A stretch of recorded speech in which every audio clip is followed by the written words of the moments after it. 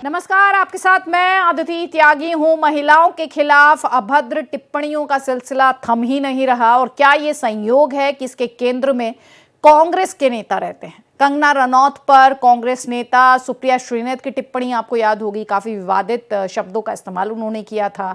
अब इस लिस्ट में नाम जुड़ा है रणदीप सुरजेवाला का। हालांकि विवादों और सुरजेवाला का रिश्ता पुराना है। ताजा मामला 1 अप्रैल का। हरियाणा के कुरुक्षेत्र लोकसभा के कैथल के एक गांव में विपक्षी गठबंधन के उम्मीदवार के समर्थन में जनसभा को सुरजेवाला संबोधित कर रहे थे और इसी दौरान उन्होंने बीजेपी नेता और मथुरा से सांसद हेमा मालिनी को लेकर एक विवादित बयान दे दिया। बयान क्या है ये हम आपको हमारी रिपोर्ट में सुनवाएंगे और साथ ही आपको यह भी बताएंगे कि किस तरह से उन्होंने इस पर सफाई भी पेश की। लेकिन उससे पहले हेमा मालिनी ने इस विवादित टिप्पणी पर क्या कहा वो आपको बता देती हूं। हेमा मालिनी ने कहा, मुझे कोई फर्क नहीं पड़ता, विपक्ष का काम है बयानबाजी, कोई क्या बोल रहा है ये बिल्कुल भी महत्वपूर्ण नहीं है। और साथ ही हेमा मालिनी ने प्रधानमंत्री से सीखने की नसीहत भी दे दी। बीजेपी भी एक्शन में आई और कांग्रेस पार्टी की तरफ से भारतीय राजनीति में महिलाओं की गरिमा का अनादर और अपमान करने के स्तर को लेकर सवाल उठाने लगी। वहीं हरियाणा के महिला आयोग ने सुरजेवाला के अभद्र बयान पर संज्ञान लिया और सुरजेवाला को समन जारी करते हुए जवाब तलब किया। जब विवाद बढ़ा तो रणदीप सुरजेवाला ने सफाई में क्या कहा वो सुनिए। सुरजेवाला ने कहा कि बीजेपी की आईटी सेल को फर्जी झूठी बातें फैलाने की आदत हो गई है ताकि वो हर रोज केंद्र सरकार की युवा, किसान, गरीब विरोधी नीतियों और साथ ही भारत के संविधान को खत्म करने की चल रही साजिश से देश का ध्यान भटका सके। विवादित बयान क्या था, किस तरह के शब्दों का, हल्के शब्दों का इस्तेमाल किया गया, देखिए।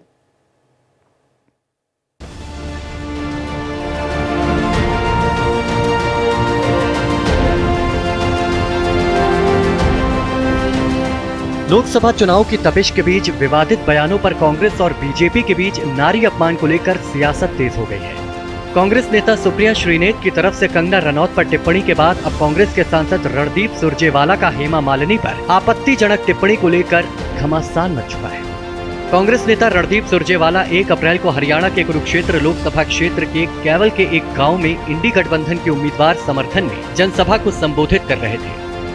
इसी दौरान उन्होंने बीजेपी नेता और मथुरा से सांसद हेमा मालिनी को लेकर विवादित बयान देते हुए कहा कि हमें लोग विधायक एमपी क्यों बनाते हैं ताकि जनता की आवाज संसद में उठा सके। हम कोई हेमा मालिनी तो है नहीं, कोई फिल्म स्टार तो है नहीं। एमएलए एमपी क्यों बनाते हैं ताकि वो हमारी आवाज उठा सके, हमारी बात मनवाए, इसीलिए बनाते होंगे। कोई हेमा मालिनी तो है नहीं बनाते होंगे। रणदीप सुरजेवाला के विवादित बयान पर हेमा मालिनी ने पलटवार किया है तो वहीं बीजेपी ने सुरजेवाला के खिलाफ नारी अपमान को लेकर जोरदार हमला बोला है। नहीं, उनका काम है कहना है ना, विपक्ष है तो थोड़ी अच्छा बोलेंगे मेरे लिए, वो तो खराब ही बोलेंगे। तो ठीक है, उसको हमें काउंटर अटैक करना जरूरी होता है, लेकिन सब प्यार से सब कुछ, बहुत कुछ अच्छा हो रहा है मेरे साथ। मेरे साथ सब दे रहे हैं, मोदी जी का साथ है, उनका मार्गदर्शन है, योगी जी का नेतृत्व है, तभी सारा काम कर पा रही है। रणदीप सुरजेवाला जी का भी वह बयान सुना होगा जिसमें वो हमारी पार्टी की वरिष्ठ सांसद हेमा मालिनी जी के लिए किस प्रकार के आपत्तिजनक, अशोभनीय और अभद्र शब्द का प्रयोग कर रहे हैं। ये भारत की राजनीति में कांग्रेस पार्टी के द्वारा महिलाओं के प्रति अवमानना की एक नई निम्नता है। वहीं सुरजेवाला के बयान पर कंगना रनौत ने भी जोरदार प्रहार किया। कंगना ने सोशल मीडिया प्लेटफॉर्म पर लिखा है कि बात मोहब्बत की दुकान खोलने की हुई थी, लेकिन कांग्रेस नफरत की दुकान खोल बैठी है। महिलाओं के प्रति गिरी हुई सोच रखने वाले कांग्रेस के नेता अवश्यम भावी हार की हताशा और कुंठा में अपने चरित्र का दिन ब दिन पतन कर रहे हैं।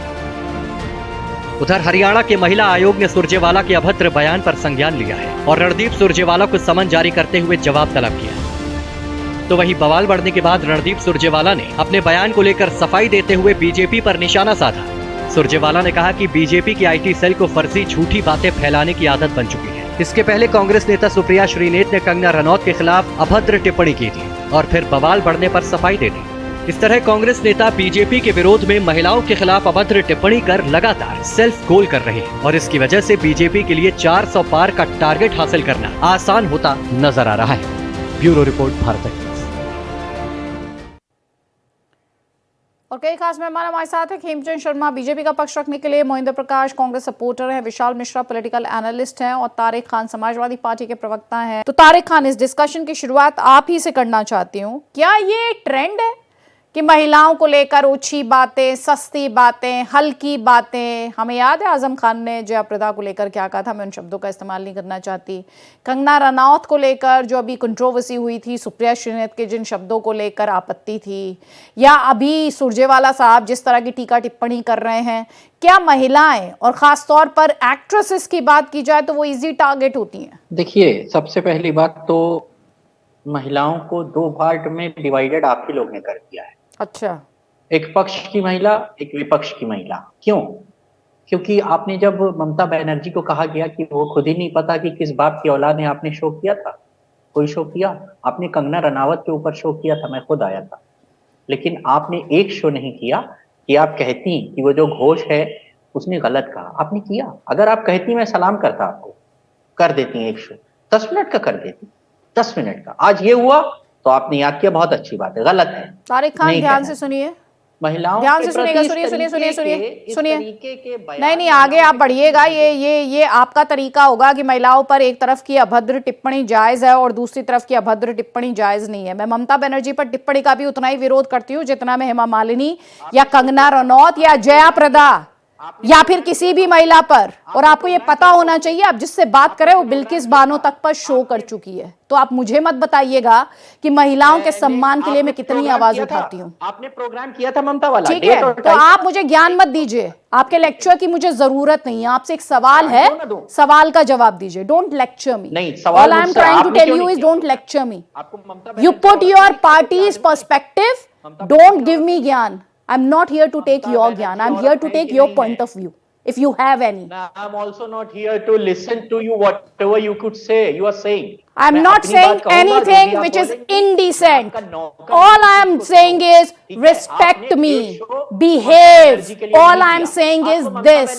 और ध्यान से सुनिएगा, मैं इंटिमिडेट नहीं होती। आप मेरी इंटीग्रिटी पे सवाल उठाने आए हैं तो ध्यान से सुनिए, कान खोल लीजिए अपने।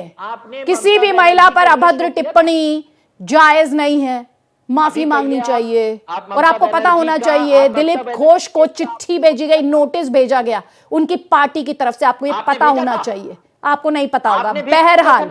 बहरहाल आपका क्या कहना है? आपकी जिम्मेदारी थी। आप मेरी जिम्मेदारी मुझे मत बताइए। ना मैं प्राइम मिनिस्टर ऑफ इंडिया हूं, ना मैं किसी पॉलिटिकल पार्टी को लीड करती हूं, ना ही मैं किसी डिस्ट्रिक्ट की डीएम हूं, और ना ही मैं जस्टिस हूं। मेरा काम है एक जर्नलिस्ट के तौर पर सवाल पूछना। Don't get rattled, don't get rattled, don't get rattled, don't get. I know it's hurting you, it's okay, it's okay.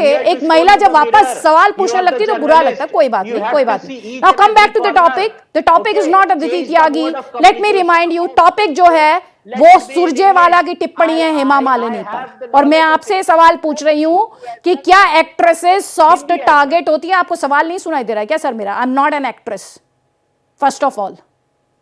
So that all your counter questioning has nothing to do with my question. So come back to my question. किसी भी महिला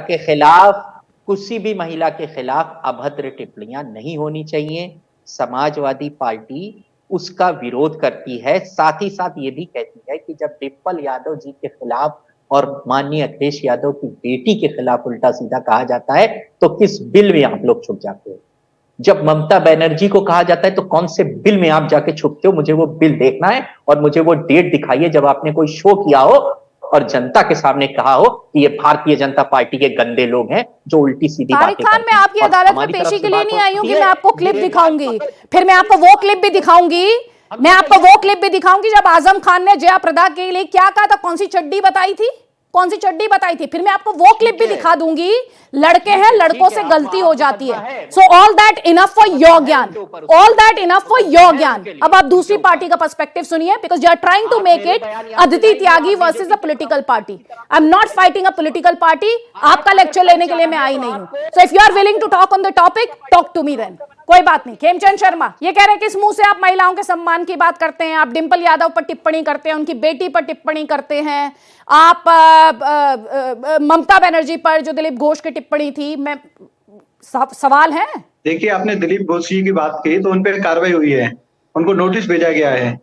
क्या कांग्रेस इस पे कार्रवाई करेगी? कांग्रेस अपने जो राष्ट्रीय प्रवक्ता है, जो हेड प्रवक्ता है, जो कम्युनिकेशन को हेड करते हैं, रणदीप सुरजेवाला जी, उन पे कार्रवाई करेगी? क्या उनको वार करेगी? क्या उनसे पूछेगी इस तरीके की अभद्र भाषा का उपयोग किस लिए किया?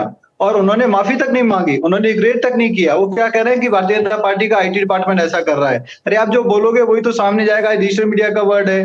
आप जो बोलोगे वो कॉपी होता है, कॉपी होके वो सामने जाता है। आप या तो सिद्ध करो कि आपका एडिटेड वीडियो है, एडिटेड वीडियो तो नहीं है, या फिर आप बताओ कि आपका प्रोस्पेक्ट क्या था, आपको क्या रेफरेंस देने की जरूरत थी, क्यों रेफरेंस देने की जरूरत थी? वो एक बार के सांसद नहीं, 2 बार के सांसद हैं और उन्होंने चुनी हुई सांसद है, अच्छा काम किया है, पूरे देश में प्रचार प्रसार करती हैं, जनता के बीच में रहती हैं, ब्रजवासी उनको प्यार करते हैं। मैं खुद मथुरा से आता हूं। इस तरीके से आपने बातें करके पूरे ब्रजवासियों को हर्ट किया और ब्रज क्षेत्र की जितनी भी जनता करोड़ों की संख्या में जो आसपास के एरिया में रहती है, आता है जब डिम्पल यादव पर टिप्पणी की जाती है? आपको क्या तब गुस्सा आता है जब उनकी बेटी पर टिप्पणी की जाती है? आप सर सवाल जो है, सवाल को जानिए, उसकी गंभीरता को जानिए, सवाल की गंभीरता को समझिए। जब हम महिलाओं की बात करते हैं उसमें कांग्रेस, समाजवादी या बीजेपी नहीं हो सकता। महिलाओं के सम्मान की बात होती है तो ओवरऑल होनी होगी, फिर चाहे वो सोनिया गांधी हो, चाहे वो प्रियंका गांधी वाड्रा हो, चाहे वो डिम्पल यादव हो, ममता बनर्जी हो, कोई भी हो। किसी भी तरीके से महिलाओं के खिलाफ बोलता है तो भारतीय जनता पार्टी उस पर कार्रवाई करती। भारतीय जनता पार्टी में जीरो टॉलरेंस पॉलिसी है कि अगर कोई महिलाओं के अगेंस्ट अभद्र टिप्पणी करेगा, कुछ भी बोलेगा, उस पर कार्रवाई होगी। और आपने देखा है, हम इस तरीके से नहीं है कि ठीक है पल्ला झाड़ लिया, उसका पर्सनल व्यू है, कह दिया तो कह दिया, चलता है। चलिए ठीक है। मोहिंदर प्रकाश ये कह रहे हैं हम कम से कम एक्शन तो लेते हैं। कांग्रेस ने कितना एक्शन लिया है? देखिए मैडम, ये मेरे साथी जो हैं ये बात का बतंगड़ बना रहे हैं। मैं आपसे एक हाथ जोड़ के पूछता हूँ, सुरजेवाला जी ने ये कहा है कि हेमा मालिनी जी पार्लियामेंट के अंदर कितना कंट्रीब्यूट करती हैं।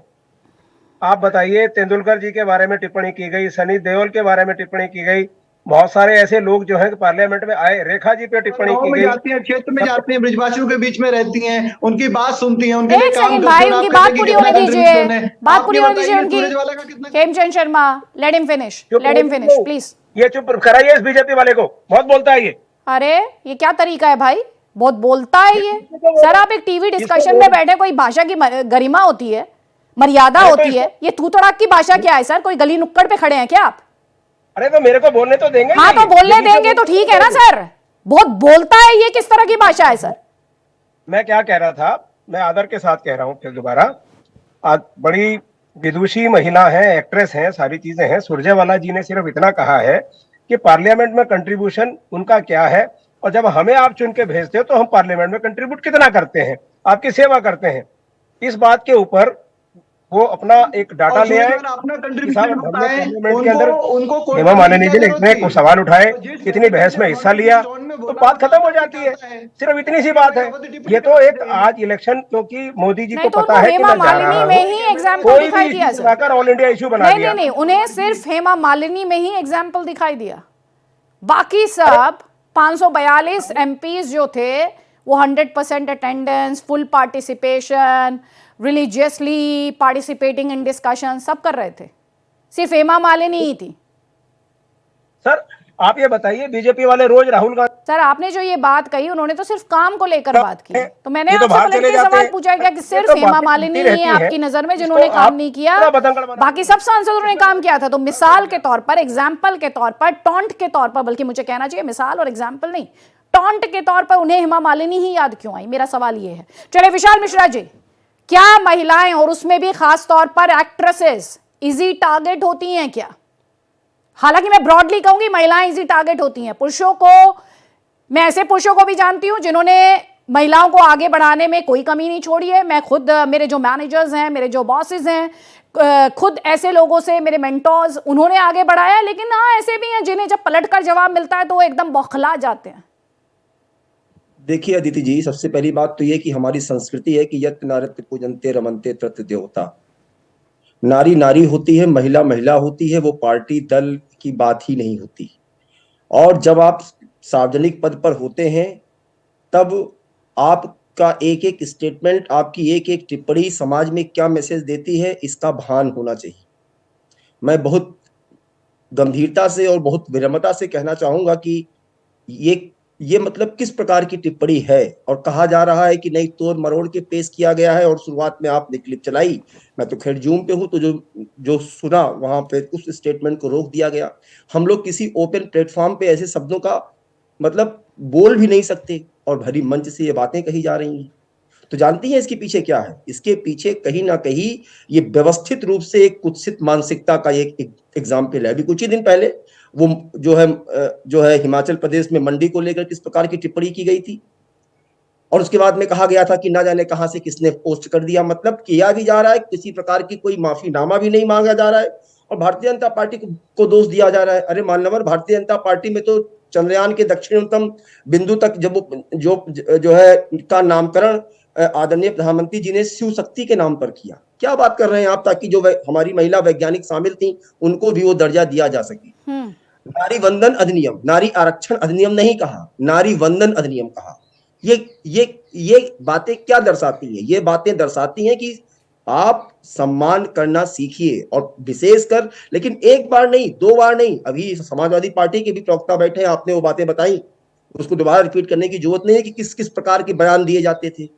तो ये मतलब कौन सी सोच है, ये कौन सी विकृत मानसिकता है? और हम भूल कैसे जाएं? आदरणीय जब जो है राष्ट्रपति जी का चुनाव था तब किस प्रकार की टिप्पणी की गई थी।